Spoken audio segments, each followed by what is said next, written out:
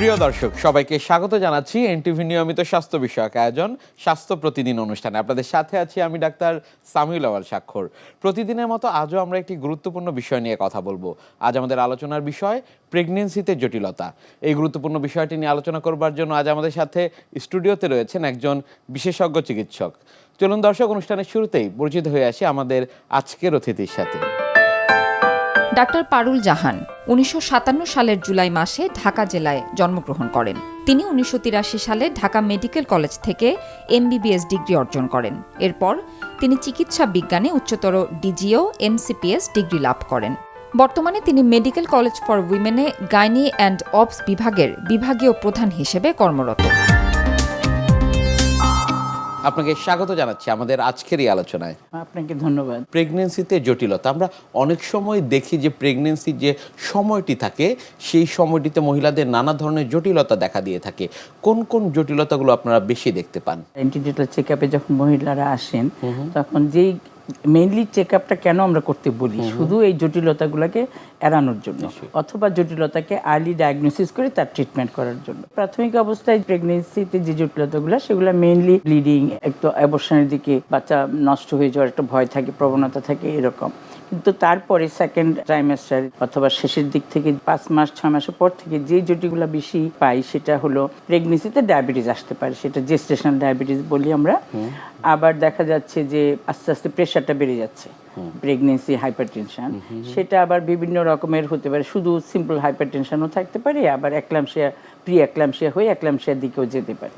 তারপরে আরেকটা জিনিস পাই আমরা, যেরকম 5-6 মাসের পরে দেখা যাচ্ছে বাচ্চারা আস্তে আস্তে গ্রোথটা কমে যাচ্ছে, মানে আইইউজিআর যেটা আমরা বলি, ইন্টারইউটেরাইন গ্রোথ রিটার্ডেশন। তারপরে মায়ের কিছু অন্যান্য প্রবলেমও আসতে পারে। তাহলে মেইনলি কিন্তু আমরা এই জিনিসগুলো বেশি পাই, যেমন ডায়াবেটিস, প্রেশার, গ্রোথ কম। তাছাড়া মায়ের অন্যান্য সাময়িকভাবে, যেমন এখন শীতকাল, হঠাৎ করে তার ঠান্ডা কাশি এসব হতে পারে, আপার রেসপিরেটরি ইনফেকশন হতে পারে। শীতকালে যে প্রবণতাটা বেশি হয়, যেমন প্রেশারটা বেড়ে গিয়ে প্রি একলামশিয়া রেটটা বেশি হয়ে যায়, তারপর প্রি একলামশিয়া থেকে একলামশিয়ার দিকে চলে যায়। এটার ইনসিডেন্স তো শীতকালেই বেশি। তারপরে টিনেজের মায়েরা যদি আসেন, তাদের যেমন বেশিরভাগ সময় হয় নিউট্রিশনাল প্রবলেম। যেমন টিনেজ, আর্লি ম্যারেজ, 15 বছরে বিয়ে হয়ে গেল, 16 বছরে প্রেগনেন্ট হয়ে আসলো, তো সেই ক্ষেত্রে যেমন সেইটা মায়ের নিউট্রিশনাল প্রবলেমটা তখন বেশি হয়, যে মায়ের গ্রোথ হবে না বাচ্চার গ্রোথ হবে, সেইটা একটা নিউট্রিশনাল প্রবলেম হয়ে যায়। তারপরে ওই মাদেরও কিন্তু প্রি একলামশিয়া টেন্ডেন্সি বেড়ে যায়। তারপরে দেখেন অনেক আসে এলডারলি মা, যেরকম 39, 38, 40 ওই সময় কনসিভ করেন, হয়তো আগে কোনো ক্যারিয়ারের জন্য প্রেগনেন্সি হচ্ছিল না, বা অনেক দিন ইনফার্টিলিটি বন্ধ্যত্বতে সাফার করে পরে প্রেগনেন্সি নিয়ে আসেন লেট প্রেগনেন্সিতে। সেই সব মায়েদের আবার অন্য রকমের প্রবলেম আমরা পাই। ওনাদের যেরকম ডায়াবেটিসের ব্যাপারে আমরা প্রথম থেকে আমাদের একটু অ্যালার্ট থাকতে হয় যে ওনারা ডায়াবেটিক কিনা। ডায়াবেটিস যে আজকাল ইনসিডেন্সটা এত বেশি, যদিও এটা ধরেন ফ্যামিলিতে থাকে, ফ্যামিলিতে না থাকলেও কিন্তু হচ্ছে। হ্যাঁ, ডায়াবেটিসের ইনসিডেন্সের জন্য এদের ওই এলডারলি মাদের জন্য আমরা ডায়াবেটিস নিয়ে চিন্তা করি, গ্রোথ নিয়ে চিন্তা করি, প্রেশার নিয়ে চিন্তা করি, যে প্রেশার বেড়ে যাচ্ছে। কেন অলরেডি উনি হয়তো আগে থেকেই হাই প্রেশারের রুগী ছিলেন, তারপর কনসিভ করেতে সেটা প্রেশারটা আরও অ্যাগ্রাভেট করলো বা একলামশিয়ার দিকে চলে গেল, সেটাও হতে পারে। তারপর মায়ের নিজস্ব হার্টের, যদি এলডারলি হয়, ওনার আগের থেকে হয়তো একটু হাই প্রেশারের কারণে হার্টে কোনো সমস্যা থাকতে পারে, সেইখানে তাহলে হার্টও আমাদের একটু দেখতে হবে, কারণ সে আবার পরে হার্ট ডিজিজের দিকেও যাচ্ছে কিনা সেসব। তাহলে এই জিনিসগুলোই মেইনলি আশেপাশে। আর তাছাড়া সাময়িক সিজনাল কিছু জিনিস তো আছে, হঠাৎ করে ভাইরাল ইনফেকশন, যেমন কখনো সিজন চেঞ্জের জন্য জ্বর, কাশি, ঠান্ডা এগুলো হতে পারে। এই ধরনের প্রবলেমটাই বেশি আমরা আর কি পাই। এই যে ব্লিডিং এর সমস্যা বা এই যে রক্তক্ষরণ কিংবা কারো কারো ক্ষেত্রে ফোটায় ফোটায় রক্ত যাচ্ছে, সেই সমস্যাগুলোর ক্ষেত্রে আসলে তাৎক্ষণিকভাবে কি করণীয়, রোগীকে কি করতে হবে? আসলে পেশেন্টকে আমরা আগে থেকেই বলে দেব যে কোনো রকমের ব্লিডিং দেখা মাত্রই যেন উনি হসপিটাল ডক্টরের সাথে যোগাযোগ করেন, কারণ ব্লিডিংয়ের কারণ অনেকগুলো হতে পারে। একটা হতে পারে যে বাচ্চাটা নষ্ট হয়ে যাওয়ার টেন্ডেন্সি হচ্ছে, সেটা হতে পারে। তারপরে অনেক সময় ফুলটা নিচের দিকে থাকে, একদম নিচের দিকে থাকলে তখনও কিন্তু ব্লিডিং হতে পারে। তারপরে এই যে ব্লিডিংয়ের সাথে আবার পেইন থাকতেও পারে, নাও থাকতে পারে।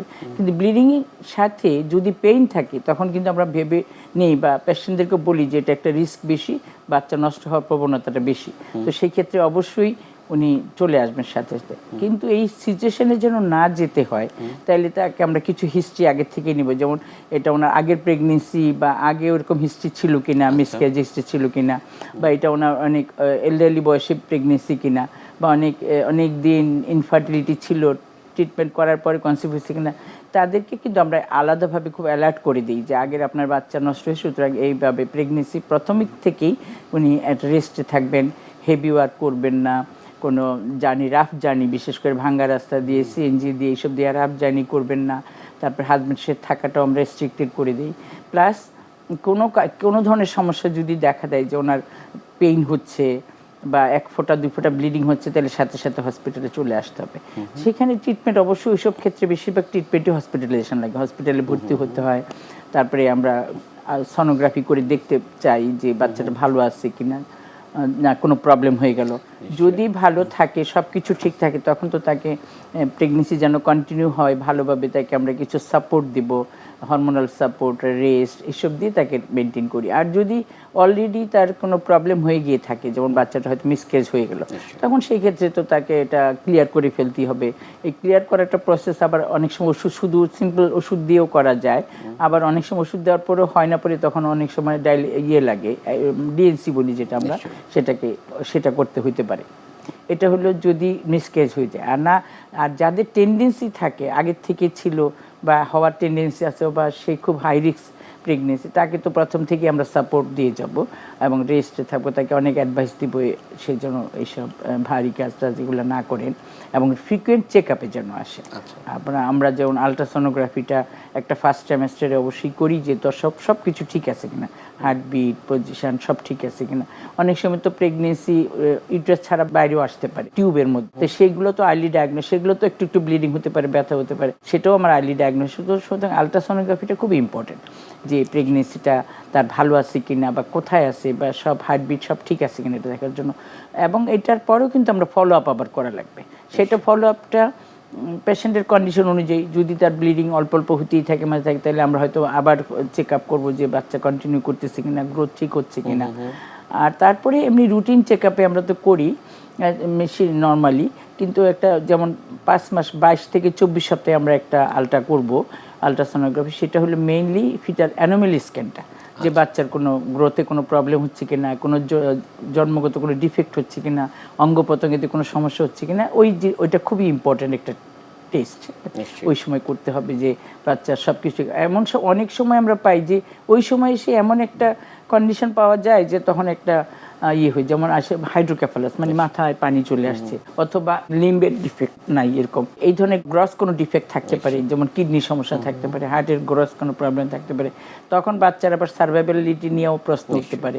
তো সেই জন্য অবশ্যই আমরা একটা এই যে মানে 22 থেকে 24 সপ্তাহে একটা অ্যানোমালি স্ক্যান অবশ্যই করব, সেটা বাচ্চাটার সেফটির জন্য। তারপরে তো গ্র্যাজুয়ালি আমরা 32 বা 34 উইক্সে একবার করি, বাট কোনো ইন বিটুইন কখনো যদি কারো প্রবলেম হয়, যেমন একটু ব্লিডিং হচ্ছে, বা পানি ভাঙলো, বা পেটে ব্যথা হচ্ছে, বা যে কোনো সময় দরকার হলে প্রয়োজন মতো আমরা করব। এটা হলো রেগুলার একটা নর্মাল চেক আপের মধ্যে ছাড়াও আমরা এক্সট্রা কোনো সময় করতে পারি। ম্যাডাম, আলট্রাসোনোগ্রাফি সেটি আসলে কখন করা প্রয়োজন? সেটা হলো মেইনলি তো 3-4 বার করি আমরা, যেমন ফার্স্ট ট্রাইমেস্টার একটা অবশ্যই করব, সেটা হলো বাচ্চাটা কোথায় আছে, সিঙ্গেল বেবি নাকি টুইন বেবি, ইউট্রাসে আছে নাকি টিউবে আসছে, হার্টবিট আসছে কি নাই, অথবা বাচ্চা প্রেগনেন্সির সাথে তার ইউট্রাসের অন্য কোনো প্রবলেম, যেমন ইউট্রাসে ফাইব্রয়েড থাকতে পারে, এসব অন্য কিছু থাকতে পারে, সেটা আছে কিনা। এটা আর্লি ট্রাইমেস্টার প্রথম 3 মাসের মধ্যে অবশ্যই এটা আমরা করব। তারপরে 5 মাসে যে 22-24 সপ্তাহে করব, যে আছে কিনা, বাচ্চার কোনো ডিফেক্ট, কিছু জন্মগত ডিফেক্ট, কনজেন্টের কোনো অ্যানোমালি আছে কিনা, বা বাচ্চার গ্রোথ প্যাটার্ন ঠিক আছে কিনা, সেটা। তারপরে 32-34-এ আমরা আবার করব যে সব কিছু ঠিক যাচ্ছে কিনা, গ্রোথ ঠিক আছে কিনা। মেইনলি তখন হলো বাচ্চা বায়োফিজিক্যাল প্রোফাইলটা, বেবিটা ঠিক আছে কিনা, পানির পরিমাণ ঠিক আছে কিনা, ওজন বাড়তেছে কিনা, এগুলো। আর লাস্টে 36 উইক্সে আরেকবার আমরা যখন টার্মিনেশন হবে, তার ডেলিভারি সময় ঘনায় আসছে, তখন পানির পরিমাণ কমে গেল কিনা, প্লাসেন্টা ঠিক আছে কিনা, বাচ্চার গ্রোথ ঠিক আছে কিনা, ওজন ঠিক আছে কিনা, ওগুলো দেখার জন্য এই 3-4 বার আমরা ইউজুয়ালি করি। কিন্তু মাঝখানে যদি তার কোনো প্রবলেম হয়, যেমন হঠাৎ করে একদিন আসলে যেমন বাচ্চার কম নড়তেছে, আমি এক্সামিন করে দেখলাম যে ফান্ডাল হাইটটা, মানে ইউট্রাসের উচ্চতাটা একটু কম মনে হচ্ছে, যেখানে আমার ডাউট হচ্ছে, অত পেশেন্ট এসে বললো যে আমার পানি যাচ্ছে, অথবা একটু ব্লাড যাচ্ছে, তাহলে তখন কিন্তু আমরা ইন বিটুইন আবার করবো বাচ্চার কন্ডিশন বোঝার জন্য, তখন আমরা আবার একটু দেখি। প্রেগনেন্সিতে আমরা অনেক সময় দেখি যে হঠাৎ করে আসলে রক্তে সুগারের যে মাত্রা সেটির আসলে তারতম্য হচ্ছে, সেক্ষেত্রে আসলে কি করণীয় রোগীদের? আচ্ছা, এটা হলো যখন প্রথম আসে প্রেগনেন্সিতে পেশেন্টরা, ফার্স্ট ভিজিটেই কিন্তু আমরা তার একটা বেসলাইন ইনফরমেশনটা নিই যে তার ব্লাড সুগারটা কত ছিল, তার একটা তো ফ্যামিলি হিস্ট্রি নিচ্ছি যে বাবা মা এখন ওদের ব্লাড সুগার বেশি কিনা। তারপরে উনি যখন প্রেগনেন্সিতে ফার্স্ট টাইম আসলেন তো আমরা ব্লাড সুগারটা করি। ব্লাড সুগারটা অবশ্যই দেখতে হবে যে তার কী অবস্থা, প্রাথমিক অবস্থায় যখন তিনি প্রেগনেন্ট হলেন ওই সময় সুগার কী অবস্থা। তারপরে আমরা পরবর্তীতে আবার 5 মাসের সময় আবার চেক করব, তখন আমরা রিপিট ব্লাড সুগার করব। এমনি তো রুটিনলি করব, তাছাড়া কখনো কখনো আমাদের ডাউট হলে তখন আমরা করি যে যেমন পেশেন্ট এসে বললো যে তার অনেক ইউরিন ইনফেকশন হচ্ছে বারবার, অথবা অনেক পেশেন্ট এসে বলে অনেক হোয়াইট ডিসচার্জ, অনেক ইচিং, ভালভো ভ্যাজাইনাল ইচিং, ভ্যাজাইনাতে ইচিং হচ্ছে, তখন আবার বললো যে আমার মনে হচ্ছে যে পেটটা বড়, পেটটা বেশি, মানে মনে হচ্ছে পেটে পানিটা বেশি। এরকম যখন কোনো ডাউট হয় তখনই আমরা কিন্তু ব্লাড সুগারটা আবার করব। ব্লাড সুগারটা করার পরে যদি দেখি যে ব্লাড সুগার নর্মাল রেঞ্জের থেকে বেশি আছে, তার মানে তখন আমরা তাকে ডায়াগনোসিস করবো এই যে জিডিএম, মানে জেস্টেশনাল ডায়াবেটিস। জেস্টেশনাল ডায়াবেটিস হলে তো আমাকে অবশ্যই ম্যানেজমেন্টে যেতে হবে, কারণ এটা তখন পেশেন্টের সাথে কাউন্সেলিং একটা ইম্পর্টেন্ট ব্যাপার। যে এই জেস্টেশনাল ডায়াবেটিস যদি উনি কন্ট্রোল না করেন তাহলে ওনার যেরকম সমস্যা সেম বাচ্চারও খুব সমস্যা, বাচ্চারও কমপ্লিকেশন হতে পারে, বাচ্চার জন্মগত ডিফেক্ট হতে পারে, বাচ্চা বড় হয়ে যেতে পারে, বাচ্চার ডেলিভারিতে সমস্যা হতে পারে, বাচ্চার হার্টে সমস্যা থাকতে পারে, ইভেন কি পরবর্তী এই বাচ্চা বেবি যখন ডেলিভারি পরবর্তী জীবনে সেই বাচ্চার আর্লি ডায়াবেটিস হতে পারে। তো সুতরাং এই কথাগুলো মাকে কাউন্সেলিং করতে হবে, কারণ নাইলে মা তো সুগার কন্ট্রোল করার ইম্পর্টেন্সটা বুঝবে না। সুগার যে কন্ট্রোল করতে হবে আমি যে অ্যাডভাইস দেবো সেটা উনি বুঝতে পারবে না যদি না কমপ্লিকেশনটা না বুঝে। তো ওনাকে কমপ্লিকেশন বুঝে, ওনার নিজেরও কমপ্লিকেশন হতে পারে যে বারবার ইউরিন ইনফেকশন হচ্ছে, ফাঙ্গাল ইনফেকশন হচ্ছে, পেটে বেশি পানি চলে আসছে, বাচ্চা বড় হয়ে যাচ্ছে, বাচ্চা বড় হওয়ার কারণে ডেলিভারির স্টাইলটা হয়তো চেঞ্জ, নর্মাল ডেলিভারি হয়তো হচ্ছে না, বিগ বেবি তখন সিজার লাগতেছে। এই কথাগুলা মাকে বলতে হবে, বাচ্চার প্রবলেমগুলো, মায়ের প্রবলেম, এগুলা কাউন্সেলিং করার পরে আমরা এটা তাকে বুঝানো, তারপরে আমরা কিভাবে ট্রিট করব। সেই পেশেন্টের ম্যানেজমেন্টের মধ্যে একটা হলো ডায়েটের একটা খুব ইম্পর্টেন্ট ফ্যাক্টর, যেহেতু সুগার প্রেগনেন্সিতে এমনি সুগার বাড়তেছে, তাকে খাওয়া দাওয়ার একটা ইম্পর্টেন্ট চার্ট আমরা দিয়ে দিই যে সে কী কী খাবে, কতক্ষণ পর। সাধারণত আমরা বলি যে 3টা মেইন মিল খাবে, 3বার নাস্তা খাবে, 6বার খাবে 3 ঘন্টা গ্যাপে গ্যাপে, এবং ওই চার্টটা আমরা বলে দিব যে এইভাবে খাবেন, এইসব এসব আপনি খাবেন না। প্লাস হলো সুগার মনিটরিং করতে হবে তাকে। প্রথমে যদি আমরা প্রতি মাসেই একবার চেক করলাম, আর যদি বেশি থাকে সুগার আনকোড থাকে তাহলে কিন্তু পেশেন্টকে আমরা অনেক সময় বলি যে আপনি গ্লুকোমিটার কিনবেন, বাসায় চেক করবেন। Self control is important, very important. সে বাসায় হয়তো 15 দিন পর পর বা 7 দিন পর পর গ্লুকোমিটার দিয়ে চেক করলো, তাহলে এক হলো ডায়েট কন্ট্রোল, আর তো কন্ট্রোলকে সুগার কন্ট্রোল হচ্ছে কিনা সেটা চেক করলো। ইভেন দেন তারপরে যদি কন্ট্রোল না হয় ডায়েটে, তাহলে আমরা ড্রাগস দিতে পারি, মেটফরমিন দিতে পারি গ্রুপে। এবং প্রেগনেন্সি তবে সবচেয়ে ভালো কিন্তু ইনসুলিন দেওয়া, নিশ্চয়ই ইনসুলিন খুবই ভালো। কিন্তু অনেক যেমন গ্রামের থেকে আসেন যারা হয়তো ইনসুলিন ব্যাপারটা বুঝেই না বা মেনটেনও করতে পারবে না, দিতে গিয়ে দেখা যাচ্ছে হয়তো বেশি দিবে, কম দিবে, উল্টা হয়তো হাইপোগ্লাইসেমিয়া হয়ে গেল বেশি। ম্যাডাম, প্রেগনেন্সিতে জটিলতার এই বিষয়গুলো নিয়ে আমরা আরো জানবো, তবে তার আগে আমাদের এই অনুষ্ঠানে একটি নিয়মিত সেগমেন্ট হচ্ছে বিভিন্ন খাদ্যের পুষ্টি গুণাগুণ সম্পর্কে আমাদের দর্শকদের জানিয়ে দেয়া। প্রিয় দর্শক, দেখছেন স্বাস্থ্য প্রতিদিন। কথা হচ্ছিল খুব গুরুত্বপূর্ণ একটি বিষয়, প্রেগনেন্সিতে জটিলতা নিয়ে। অনুষ্ঠানের পর্যায়ে দেখে নেব বিভিন্ন খাদ্যের পুষ্টি গুণাগুণ সম্পর্কে আমাদের পুষ্টিবিদের কাছ থেকে। বর্তমানে অস্বাস্থ্যকর জীবনযাপন এবং শরীরের বিভিন্ন রোগের পার্শ্ব প্রতিক্রিয়া হিসেবে ছেলে মেয়ে উভয়ের মধ্যে কিন্তু বন্ধ্যাত্বজনিত সমস্যা দেখা দিচ্ছে। বেশিরভাগ ক্ষেত্রে এর অন্যতম কারণ হিসেবে আমরা বলে থাকি যে আপনার অস্বাস্থ্যকর জীবনযাপন তো হতেই পারে, অনেকের ক্ষেত্রে বিভিন্ন হরমোনাল ইমব্যালেন্সের জন্য এই জাতীয় সমস্যা হতে পারে, অনেকের ক্ষেত্রে বিভিন্ন ধরনের শারীরিক রোগ বা রোগের জটিলতা তীব্র আকার ধারণ করলে তখন ওই বন্ধ্যাত্বজনিত সমস্যা ছেলে বা মেয়ের মধ্যে দেখা দিতে পারে। তখন তো অবশ্যই ডাক্তারের পরামর্শ নিতে হবে বা ডাক্তারের শরণাপন্ন হতে হবে। পাশাপাশি আপনার খাদ্যাভ্যাসের মধ্যেও কিন্তু বেশ কিছু পরিবর্তন নিয়ে আসতে হবে। যেমন ছেলে এবং মেয়ে উভয়ের মধ্যেই যদি হরমোনাল ইমব্যালেন্স জনিত সমস্যা থেকে থাকে, সেক্ষেত্রেও খাবার কিন্তু একটি মুখ্য ভূমিকা পালন করতে পারে। অবশ্যই ডাক্তারের ট্রিটমেন্ট নেবেন, তার পাশাপাশি খাবারের মধ্যেও আপনাকে পরিবর্তন আনতে হবে। বেশ কিছু খাবারের কথা আজকে আমি মেনশন করব, যাদের দেখা যায় যে সকল ছেলেদের টেস্টোস্টেরন হরমোনের সংখ্যা আসলে কম থাকে তাদের ক্ষেত্রে, পাশাপাশি যে সকল মেয়েদের আসলে কমপ্লিকেসি হয়ে থাকছে বাচ্চা ধারণ করতে, তাদের ক্ষেত্রেও এই জাতীয় সমস্যাগুলো সমাধান করার ক্ষেত্রে সেটি কিছুটা গুরুত্বপূর্ণ ভূমিকা পালন করতে পারে। ওজন কমানোটা খুবই গুরুত্বপূর্ণ, কেননা যদি আপনার ওজন নিয়ন্ত্রণে না থাকে তাহলে কিন্তু দেখা যেতে পারে বিভিন্ন শারীরিক সমস্যা তৈরি হতে পারে। সেজন্য অবশ্যই কি করতে হবে, অতিরিক্ত ওজনজনিত সমস্যা যাদের আছে সেই সমস্যাটি কমাতে হবে। এর পরবর্তীতে যদি আমাকে বলতে হয় যে টেস্টোস্টেরন হরমোনের পরিমাণ বাড়ানোর জন্য খাবারের কথা, সেটি হচ্ছে জিঙ্ক সমৃদ্ধ খাবার। নিয়মিত জিঙ্ক সমৃদ্ধ খাবার গ্রহণ করলে সেটি কিন্তু ছেলে এবং মেয়ে উভয়ের ক্ষেত্রেই খুব ভালো উপকারিতা দিয়ে থাকে। জিঙ্ক সমৃদ্ধ খাবার আমরা ফার্স্ট ক্লাস প্রোটিন যেগুলো আছে মাছ, মাংস, ডিম, দুধ, ডাল, বিভিন্ন বাদাম এগুলো থেকে পেয়ে যেতে পারি। এর পরবর্তীতে বলবো যে জিঙ্কের পাশাপাশি অবশ্যই আপনার খাদ্য তালিকায় আয়রন সমৃদ্ধ খাবার থাকতে হবে। আয়রন সমৃদ্ধ খাবার হচ্ছে আমরা দুইটি উৎস থেকে পাই, একটি হিম উৎস আর একটি নন হিম উৎস। হিম উৎসগুলো হচ্ছে ফার্স্ট ক্লাস প্রোটিন মাছ, মাংস, দুধ, ডিম, ডাল, আর নন হিম উৎস হচ্ছে বিভিন্ন ধরনের ফলমূল, শাকসবজি। এর পরবর্তীতে খাদ্য তালিকায় রাখতে হবে ওমেগা 3 ফ্যাটি অ্যাসিড সমৃদ্ধ বিভিন্ন সামুদ্রিক মাছ এবং বাদাম। এইগুলো দেখা যায় যে আপনার হরমোনাল সমস্যাগুলো যদি থাকে সেই ক্ষেত্রে সেগুলো প্রশমন করার ক্ষেত্রে সাহায্য করে থাকে। তার পরবর্তীতে সেলেনিয়াম সমৃদ্ধ খাবার খাদ্য তালিকায় রাখতে পারেন, ম্যাগনেসিয়াম সমৃদ্ধ খাবার খাদ্য তালিকায় রাখতে পারেন, যেগুলো আপনাকে শারীরিক উপকারিতা অ্যাড করবে। অনেকের মধ্যে, অনেক ছেলেদের মধ্যে বিশেষ করে দেখা যায় অতিরিক্ত মদ্যপানের অভ্যাস থাকে বা অতিরিক্ত সিগারেট বা ধূমপান করে থাকেন। অবশ্যই এই দুটি বদ অভ্যাস থাকলে আপনাকে এড়িয়ে চলতে হবে, কেননা এই দুটি বদ অভ্যাসের জন্য আপনার কিন্তু কি হতে পারে, এই বন্ধ্যাত্বজনিত সমস্যা প্রকট আকার ধারণ করতে পারে। অতিরিক্ত বাহিরের খাবার গ্রহণ, অতিরিক্ত প্রক্রিয়াজাতকৃত খাবার গ্রহণ, বিভিন্ন রেডি টু কুক খাবার গ্রহণ, বাহিরের ডুবো তেলে ভাজা, একই তেল বারবার ব্যবহার করা হয় এমন খাবার গ্রহণ করার থেকে বিরত থাকতে হবে, কেননা ট্রান্স ফ্যাট সমৃদ্ধ খাবারগুলো আপনার বন্ধ্যাত্বের অন্যতম কারণ হিসেবে চিহ্নিত করা হয়ে থাকে সাধারণত। কেননা ট্রান্স ফ্যাট আসলে কি? ট্রান্স ফ্যাট হচ্ছে একই তেল বারবার ব্যবহার করে যে খাবারগুলো তৈরি করা হয় বা তেল পুড়ে যাওয়া তেল আমরা আসলে দেখে থাকি, সেই জাতীয় তেলগুলো ব্যবহার করে রান্না করা খাবারগুলো থেকে কিন্তু ট্রান্স ফ্যাট শরীরে প্রবেশ করে। সেগুলো কিন্তু আপনার শারীরিক সমস্যা বা হরমোনাল ইমব্যালেন্সের জন্য অন্যতম কারণ হিসাবে চিহ্নিত করা হয়ে থাকে। এর পাশাপাশি অ্যাক্টিভ লাইফস্টাইল মেনটেন করতে হবে, রেগুলার বা প্রতিদিন 30 থেকে 40 মিনিট হাঁটাহাঁটি করতে হবে বা ব্যায়াম করতে হবে। এতে করেও আপনার বডির বিভিন্ন ধরনের এনজাইমগুলো, বিভিন্ন ধরনের কার্যকারিতা সেটি ঠিক রাখতে সাহায্য করবে। মূল কথা, আপনার ডাক্তারের ট্রিটমেন্টের পাশাপাশি একটি হেলদি এবং ব্যালেন্স ডায়েট চার্ট মেনটেন করতে হবে, হেলদি লাইফস্টাইল মেনে চলার চেষ্টা করতে হবে।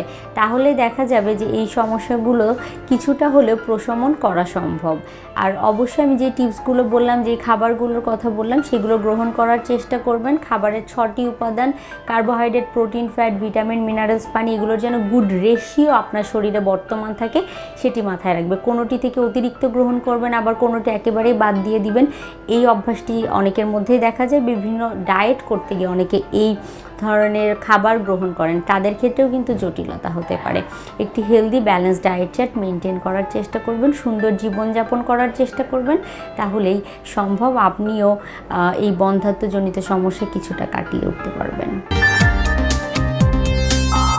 যাদের আসলে উচ্চ রক্তচাপ রয়েছে তাদের ক্ষেত্রে প্রেগনেন্সিতে জটিলতা হতে পারে কিনা? হ্যাঁ, অবশ্যই হতে পারে। কারণ আমরা চাই যে প্রেগনেন্সি যদি কেউ নিতে চান তার আগে প্রি প্রেগনেন্সি অবস্থায় যেন সব কিছুর দিক দিয়ে, যেমন সুগার লেভেল ঠিক থাকে, তেমনি তার ব্লাড প্রেশারও কন্ট্রোলে থাকে। কারণ হাই ব্লাড প্রেশার যদি থাকে, ওই অবস্থায় উনি কনসিভ করেন, তাহলে অনেক কমপ্লিকেশন হতে পারে, মায়েরও হতে পারে, বাচ্চারও হতে পারে। বাচ্চার সবচেয়ে বড় কমপ্লিকেশন যেটা, বাচ্চার গ্রোথ প্রবলেম হয়। কারণ ওই হাই প্রেশারের কারণে যেই পরিমাণ সার্কুলেশন হওয়ার কথা, যেই পরিমাণ অক্সিজেন বা পাওয়ার কথা, বাচ্চা সেই পরিমাণ পাচ্ছে না। তাইলে সেই কারণে বাচ্চার গ্রোথ প্রবলেম হচ্ছে। প্লাস মায়েদের সমস্যা হলো যে প্রেশারটা কন্ট্রোল হচ্ছে না, প্রেশারের ডিমান্ড, মানে আগে যতটুকু যা খেয়ে উনি যেই ওষুধ খেয়ে কন্ট্রোল করতে পারতেন, এখন হয়তো দেখা যাচ্ছে সেই ওষুধ কন্ট্রোল হচ্ছে না। আর সব ওষুধ আমরা প্রেগনেন্সি সে খেতেও পারতেছে না। অ্যান্টিহাইপারটেনসিভ ড্রাগ, যেগুলো ব্লাড কন্ট্রোল করার জন্য যে মেডিসিনগুলো আছে, সবগুলো আবার প্রেগনেন্সি ফ্রেন্ডলি না। তাহলে তাকে তখন আমাদের প্রেগনেন্সি ফ্রেন্ডলি ওষুধ দিতে হবে, সেফ, যেটা বাচ্চার জন্য সেফ, সেটা করতে হবে। প্রেগনেন্সিটাতে প্রেশারটা যেন কন্ট্রোল থাকে থ্রু আউট দ্য ডে। নিশ্চয়ই। মানে সকালে কন্ট্রোল থাকবে, বিকালে বেড়ে গেল তাহলে তো হবে না, থ্রু আউট দ্য ডে যেন কন্ট্রোল থাকে, সেভাবে মনিটর করতে হবে। যদি প্রেশার কন্ট্রোল না করে যত প্রোগ্রেস করবে তত কিন্তু তার একলামশিয়ার একটা বড় রিস্ক চলে আসে। আর একলামশিয়া সম্বন্ধে তো সবাই জানেন, তারপরেও বলতে হবে আমাদেরকে যে সে কনভালশন প্রেগন্যান্সি খিচুনি উঠে, বেশিরভাগ সময় অর্থাৎ একলামশিয়ার এই কারণে মা বিষয়গুলো মারা যায়। আসলে রোগীদেরকে একেবারে কাউন্সিলিং এর Counselling মাধ্যমে করে বুঝাইতে হবে। বুঝিয়ে দিতে হবে। অনেক ধন্যবাদ আপনাকে আমাদের আজকের এই অনুষ্ঠানে আসার জন্য। Thank you. প্রিয় দর্শক, এতক্ষণ দেখছিলেন স্বাস্থ্য প্রতিদিন। কথা হচ্ছিল খুব গুরুত্বপূর্ণ একটি বিষয়, প্রেগনেন্সিতে জটিলতা নিয়ে। আশা করি আমাদের এই গুরুত্বপূর্ণ তথ্যগুলো আপনাদের অনেক বেশি উপকারে আসবে। অনুষ্ঠানের পর্যায়ে দেখে নেব কি থাকছে আগামী পর্বে স্বাস্থ্য প্রতিদিন অনুষ্ঠানে। এন্ডোমেট্রিওসিস যে কোনো বয়স থেকে হতে পারে। আমরা তো এখন এন্ডোমেট্রিওসিসকে আমরা কয়েকটি ভাগে ভাগ করি, বলে যে puberty endometriosis, adult endometriosis. So মাসিক শুরু হওয়ার পর থেকে এই রোগটা যে কোনো বয়সে যে কোনো সময় হতে পারে, তবে বয়সের সাথে সাথে এটার মাত্রাটা বাড়ে। এটা যে লক্ষণগুলো, বিশেষ করে যেটা নিয়ে রোগীরা আসে যে মাসিকের সময় প্রচণ্ড ব্যথা করে, এই লক্ষণটা নিয়ে আসে এবং এটা বয়সের সাথে সাথে বাড়তে থাকে। যত তার এন্ডোমেট্রিওসিসের সময়টা বাড়তে থাকে, যেতে থাকে, তার মানে সিমটমটা অনেক বেশি বাড়তে থাকে। বিশ্বের যে কোনো প্রান্ত থেকে যে কোনো সময় আপনাদের পছন্দের অনুষ্ঠান স্বাস্থ্য প্রতিদিন দেখতে ভিজিট করুন আমাদের পূর্ণাঙ্গ ওয়েব পোর্টাল www.ntvbd.com। এছাড়া এনটিভি সব জনপ্রিয় অনুষ্ঠান ও খবরের আপডেট পেতে ভিজিট করুন আমাদের ইউটিউব চ্যানেল ও ভেরিফাইড ফেসবুক পেজে। আজ এখানেই শেষ করছি, আগামীতে আবারও দেখা হবে। সে পর্যন্ত আপনারা সবাই ভালো থাকুন, সুস্থ থাকুন, এনটিভির সাথেই থাকুন। আল্লাহ হাফেজ।